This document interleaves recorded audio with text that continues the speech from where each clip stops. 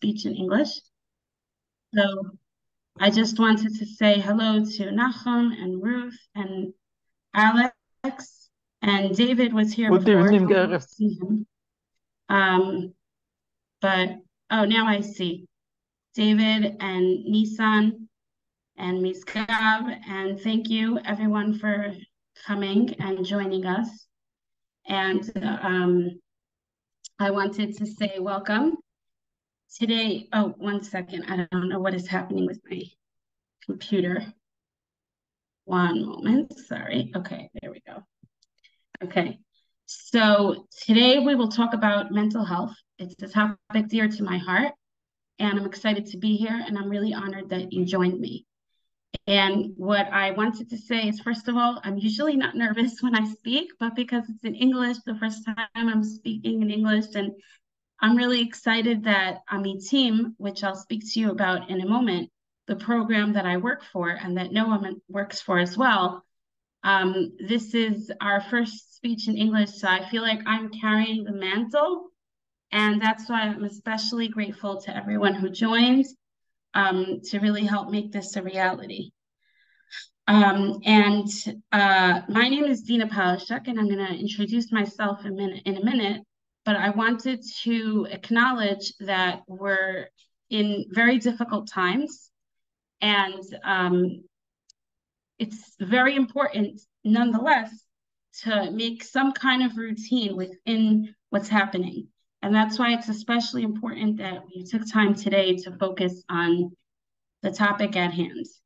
And so, like I said, my name is Dina Palashuk. I'm a representative of Amitim L'Zchuyot, a program run by the Ministry of Health and the Israeli Association of Community Centers. In Hebrew, it's called HaChevra LaMatnasim. We provide information on the topic of benefits in the field of mental health, and we work to break the stigma surrounding mental illness. Our program is unique because all of our speakers and consultants speak from personal experience. Each of us, me, Noam, and all of our colleagues on our level, have been diagnosed with a mental illness. So I know what it's like personally to live with mental health challenges, and sharing my story is a step towards breaking the stigma. So I'm going to show a little video clip that will give us a sense of what this is all about. So, one moment. Basically, Dana, not Dina, Dana, the woman in the story, she's sharing that she has agoraphobia, and it's very hard for her to go to unfamiliar places. We can see her struggling at the train station and her increased difficulty she experiences when trying to get on the train and through the doors. No one helps her because they don't see her disability. It's invisible. This lack of awareness closes doors. As we have seen, lack of awareness of mental illness closes opportunities. And so by raising awareness of the topic of mental health, we can make a powerful change. And you're going to see the door is opening and closing, and she's just standing there. She can't get on it. And it's the world that's open for everyone else is closed to her. But what would happen if we would be able to open those doors for her? So the largest group of individuals with a disability in Israel are those with mental illness. So I would ask you all to write on the chat and participate. How many, who can guess how many people in Israel have been diagnosed with a mental illness? And I'm going to try to check the chat. I don't know, when I first heard this question, I was like, maybe 1,000, maybe 1,000,000. I really couldn't guess. But do any of you want to venture to guess? So the answer is, oh, I see David Levine wrote 200,000, and you're actually really close. Thank you for participating. You're actually really close, a lot closer than I got when I first heard this question. There are approximately 250,000 individuals in Israel who are diagnosed with a mental illness and recognized in the system. But what I want to point out is this number is from people who are diagnosed and recognized. So many people don't get a diagnosis, but they're still struggling. So in actuality, the number is much greater. At times, mental health struggles are visible and easy to see. However, are you mean in 200,000 or 250,000? so good question. David's guess was 200,000, and the number is more closer to 250,000. I think 250, 250,000. Yeah. In Hebrew, 250,000. כן, כי לא Yeah. יש 5 עשרות. Yeah, 1/5. That's what I remember. Thank you for that clarification. I said thank you for that clarification. I'm going to continue on to this slide. It's chock full of information. And if you have any questions on this one, I'd love to hear as well. At times, mental health struggles are visible and easy to see. However, it is often an invisible disability that is hidden. I will share a cute story that illustrates this point. Last winter, I was buying new boots and I asked the owner for a discount on account of my disability. I can show you my disability card to prove it to you. Anything to save a buck. Sorry, he responded, it's already on sale. I cannot reduce the price any further. However, once the payment was complete, he turned to me and asked, what disability do you have? I was about to answer. As you can see, I am quite open about this topic.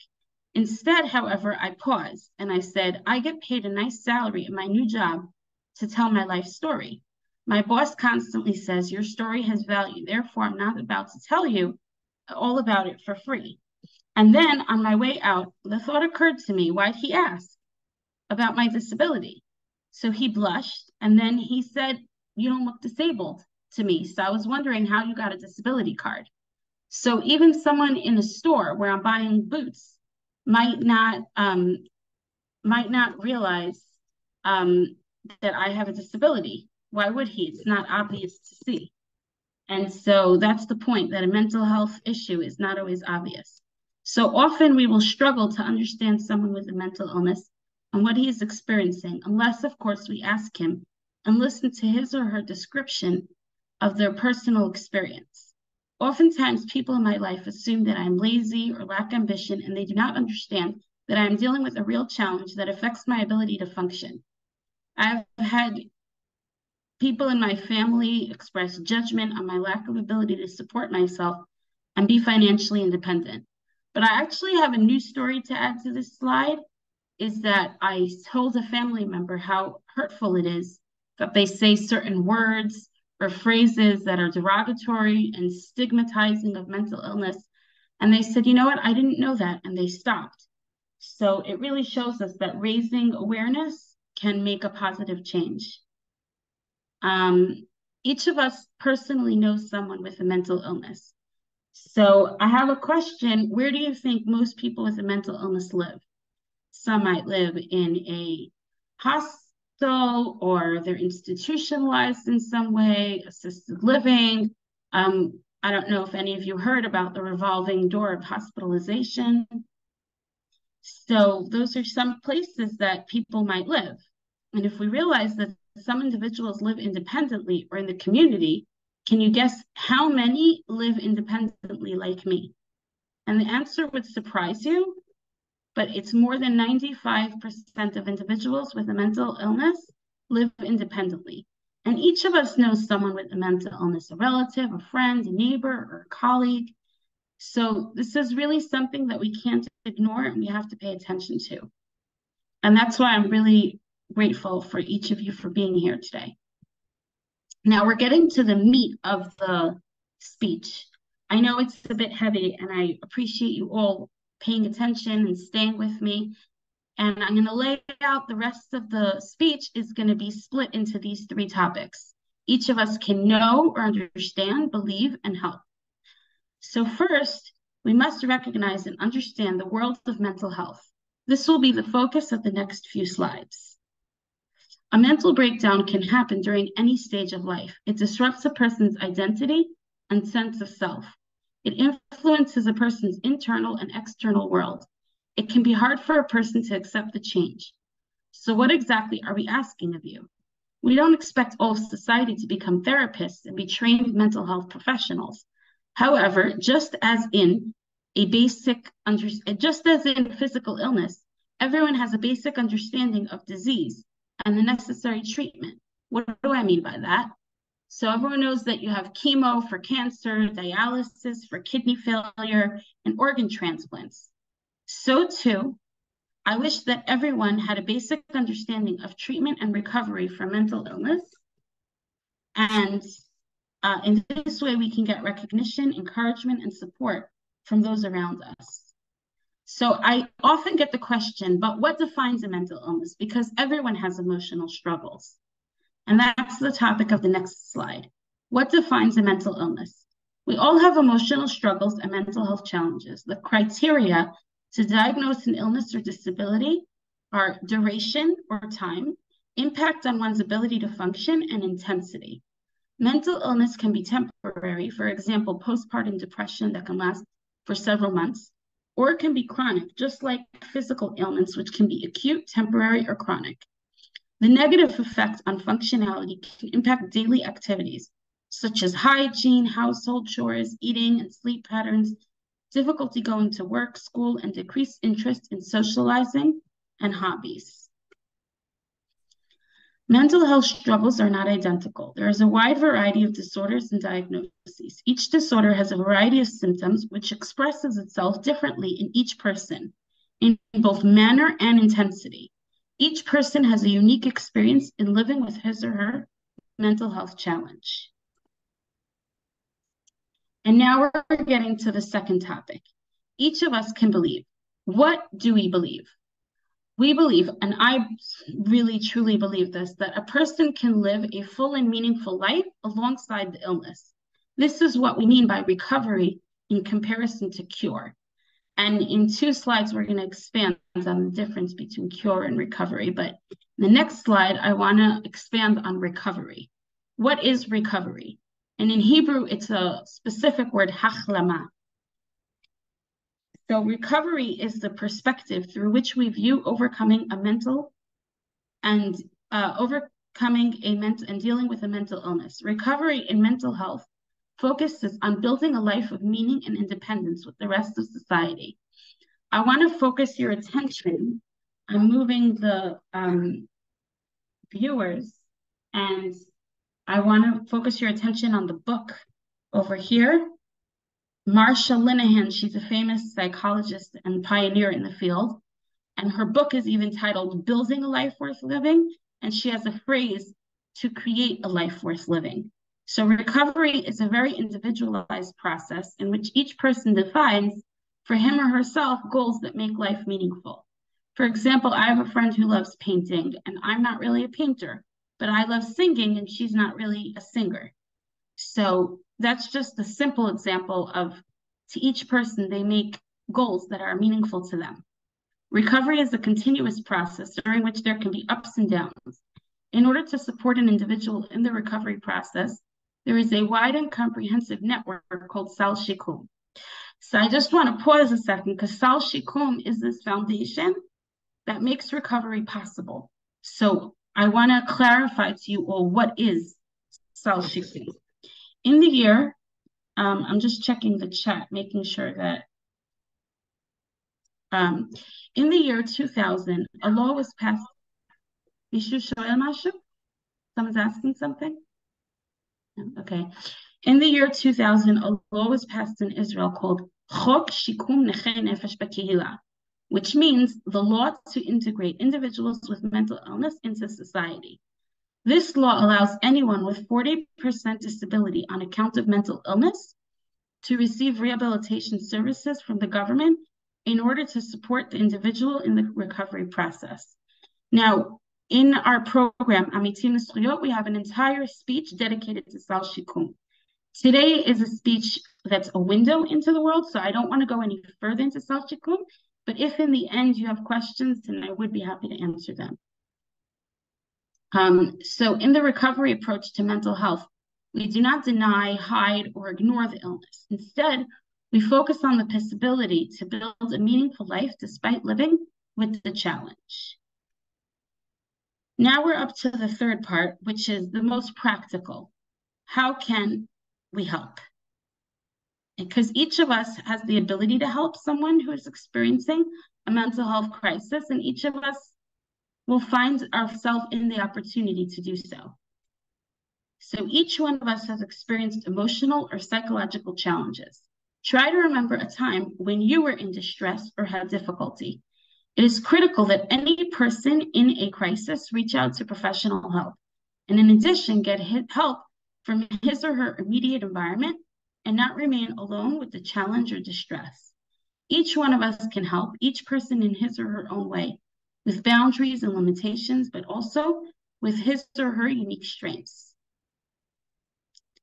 In order to help someone in a crisis, we have to be able to recognize and know what are the signs and symptoms of a mental health crisis or distress, because you have to be able to realize that the person needs help.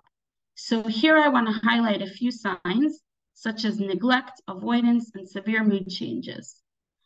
Neglect is when I didn't shower for a few months or I wasn't eating. That could be like an example of neglecting oneself.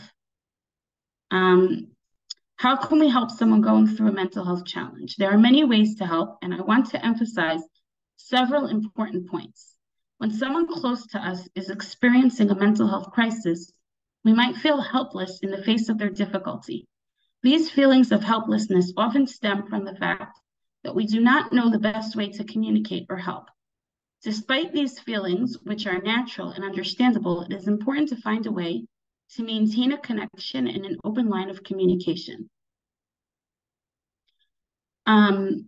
Why? Because a person dealing with a mental health crisis recognizes and is aware when those in his or her immediate environment avoid and turn away. And this is tragic because especially now, he or she is most in need of help.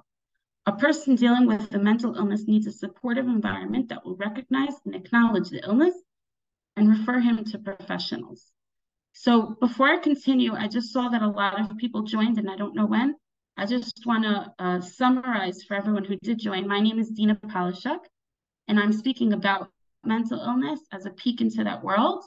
And we spoke that we believe that anyone with a mental illness can build a life that's meaningful.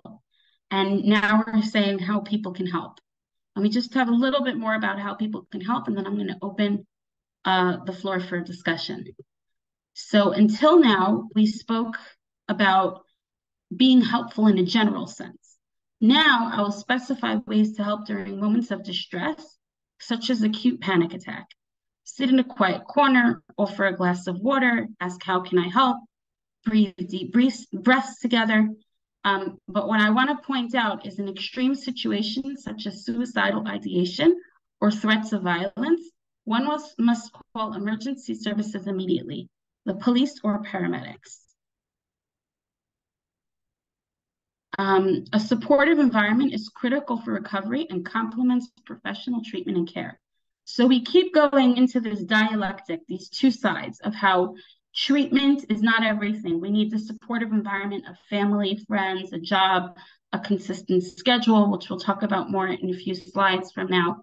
And then on the other hand, it's so important, the professional care. So those two sides of it are really complete the picture to be able to succeed in recovery and in the goals. To be there with sensitivity and support and without judgment. At times when a person experiences a mental health crisis, he or she is unable to accept the help we are offering and rejects and pushes away those who are trying to help him. This avoidance often stems from pain and distress. It's crucial to convey the message that we are here for him and ready to help when he is ready, or her, of course. In order to accept our help, the individual with mental illness must feel that we accept him as equal and treat him or her with dignity and respect. And I'd add here a story. I went to visit family in the States, And my sister, as I was telling her about all different friends of mine, she was saying, wow, Dina, I realized something in common of all your friends, that they really respect you and they value you. And and they do. And why shouldn't they? I'm a person just like anyone else. And in order to receive help, that's even more crucial, to really be able to see that I'm not looked at as less than. And like for me, when I'm looking for professional care, that's my first criteria. Does this therapist or caseworker or rehabilitation counselor, do they look at me like I'm equal to them in terms of our humanity? So that's really important. These are examples of sentences or phrases that you can say to a person experiencing a crisis. You always have a shoulder to lean on with me. I'm here if you want to talk, and other phrases. A person experiencing a mental health crisis is often weary and hesitant when it comes to social interactions. And here I can speak from personal experience that I feel like one of my challenges is actually social anxiety, and that confounds the difficulty. But if someone would have depression, then they would have less interest. There's all different reasons where someone having a mental health crisis is going to limit their social interaction. But at the same time, he or she is in dire need of social support. So an invitation to take part in activities outside the home can be extremely beneficial. It can provide a much needed distraction and from the challenges and struggles, and can give much needed support and encouragement. And it doesn't have to be something big or fancy. It could be even just going on a walk or going shopping. So I want to tell a story here as well. Last summer, I was going through a really hard time. I was experiencing a mental health struggle that was just ongoing and going for a long, long time. I remember being asked, like, how's your summer going? I'm like, it's been a tough summer. And I was looking for a new apartment, and that was really stressful. And physically, I wasn't feeling well. And a friend of mine, she kept inviting me to go out with her for a concert. And she kept inviting me and inviting me. And finally, I said yes. She didn't give up on me. And we met on King George, and we realized that we made a mistake. It was meant to be Tel Aviv, not Jerusalem, but it was too late. And so we ended up having the best night ever. We listened to private playing of the violin up by Ben Yehuda, and then we went down to Kikar Tzion, and we even danced and we sang with the violinist. And it turned my entire summer. I look back on that summer and the whole summer as a positive memory, because of my friends' interest in spending time with me and having that experience together. A consistent schedule provides a person with a sense of stability and security. This is what we alluded to in a few slides before. And so that's also another way to help someone build a schedule that works for them. I would add here about pacing, making sure not to have an overwhelming schedule, the right amount, but a schedule not to do anything is to be able to have a consistent activity and is really important.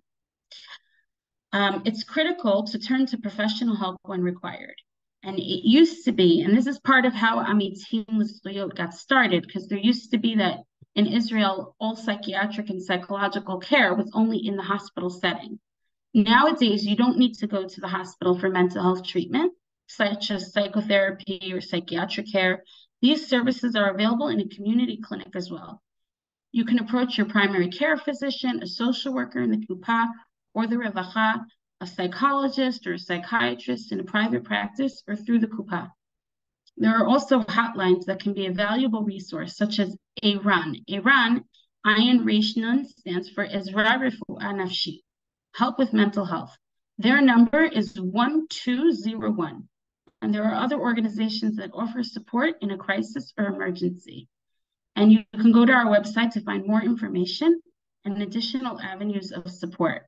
And actually, Noam, if you can put in the chat our website, and I want to show it now so that you all really know how to get on. Amitim for you. And if you go onto our website, Yeah, it's the link is in the chat. The link is in the chat. Thank you, Noam. And over here, the yellow button, you can reach out for us to contact you for one-on-one support. And over here is information for this time period. And I just want to make sure that everyone knows and feels welcome to join, to come and visit our site. We have tons of information that can really be very valuable. So yeah, I wanted to make sure that that was clear.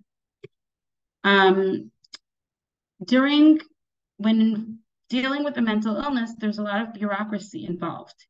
And so that's another way. If you have a friend or a family member who has a mental illness, you can help them fill out forms, accompany them to meetings that come up, help them verify how to navigate websites or how to approach government offices.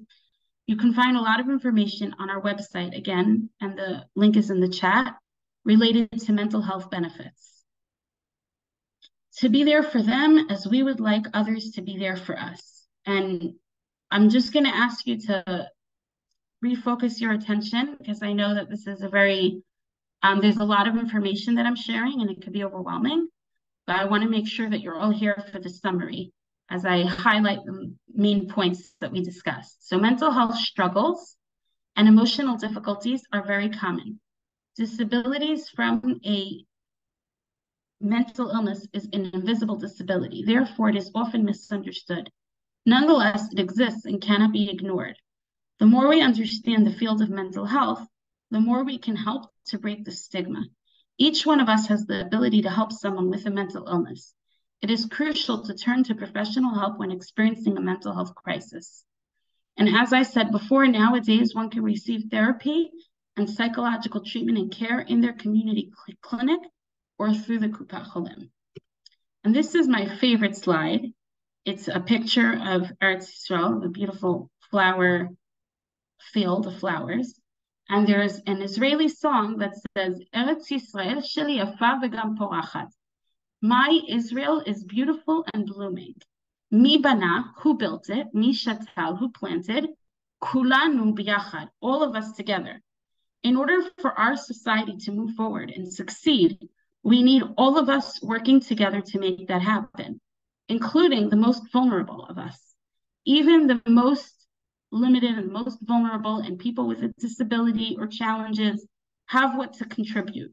So really, when you're helping people with mental illness, we're helping ourselves. And the most important thing to remember is that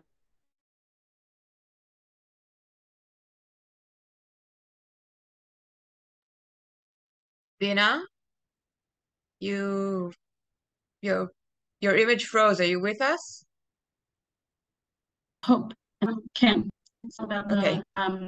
the seker, the survey. Yeah, Yeah. I will put the link. Okay. So Noam is putting a link. I'll share with you in a second about what this picture means. But first I want to tell you that please look into the chat now. Aside from a link to our website, Noam just put a link to a survey. It is in Hebrew, but I'm imagining that most of you do speak Hebrew, and you can fill it out, and it really helps us to improve our speeches and to improve what we're doing. So, like I said, we all work together, and in order for our speeches and the work we do to be best, we need your feedback. And this was so if you can, while I'm finishing the story, it'll take you a few minutes, get onto the survey and fill it out. In the meanwhile, I'll just say that this is a Madricha, Revava, and she invited me to give a speech to cops a few years ago on Tu B'Shvat when we planted trees. It's just an example of someone who treated me one-on-one with respect, and she helped me, but still valued me, and I contributed in return. And I want to thank you for listening and for your participation, and remind you that we're here to help. And all the information on the topic of mental health benefits can be found on our website, as you can see, amitimforyou.org.il. And now I want to open the floor to questions. Noam, do you want to unmute in case anyone, or do they want to raise a hand. I don't know how you want to do the questions. You're all welcome to unmute yourself if you have any questions, if you want to contribute anything. Obviously, thank you, Dina, so much for the lecture. It was incredible. I view my English to be good, and I couldn't. So I'm so happy that we have an English speaker with us. Thank you.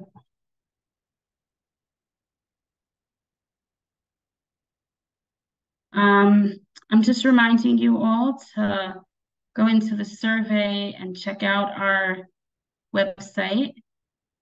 And if there aren't any questions, then we can wrap up. Noam, do you want to give everyone another minute? Yes, if you want, you can also like raise your hand in like an emoji hand. Or type in the chat a question. Yeah, take yourself off mute. And if not, of course, thank you everyone. Thank you to Dina. And we'll see you in the next lecture that we have. נתראה בהרצאות הבאות. זאת באמת הייתה הרצאה באנגלית, אבל יש לנו גם הרצאות בעברית כמובן, הרצאות בערבית. גם על הנושא הזה וגם על נושאים אחרים. And I want to also remind everyone that we have one-on-one consultation that you can reach out on our website for that as well. If you have like a personal question that you want to ask and get guidance in the field, in the topic of mental health. Yeah. And like Noam said, we have lots of other lectures. And so thank you so much for your support tonight. And I think with that, we'll wrap up. What do you say? Yeah.